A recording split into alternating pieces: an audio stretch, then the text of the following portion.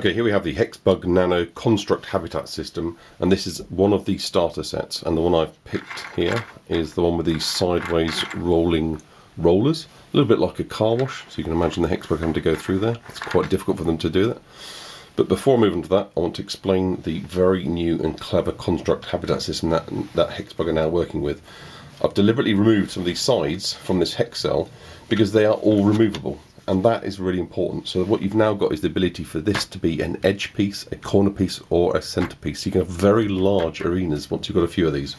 The bug's able to go across these little holes, and what you're able to do with these holes is to plug in deflector bats, and literally what you can do is control an area of a cell. So I can put that in at a particular angle, and there's no way a bug can get through that. The force required to move that is far more than a HexBug can achieve. So what I've done here, let me pop these things in.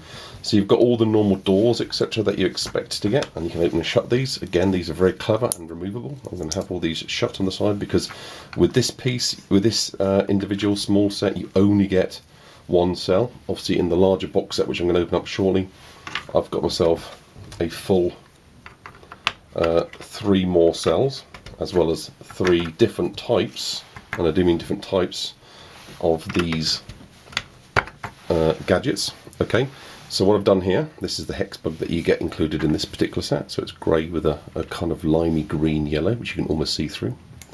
So I'm going to turn on the HexBug. Now, okay, you can jostle around in there, and not particularly cleverly, could get trapped, etc. But what I'm going to do is force them down this direction here.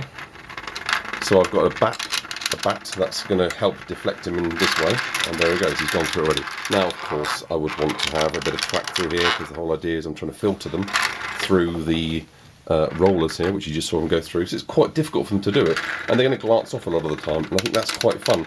So you've now got an option where you can have a doorway leading to a track to an area of your habitat sets, or your maze, or your constructs that you've been building, where it's much harder for the bugs to get through, and only the agile bugs are going to get through these things. So you can really create obstacle courses.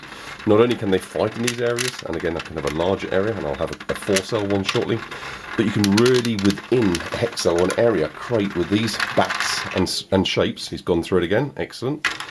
A completely new kind of control and task and challenge for these bugs to get their way around.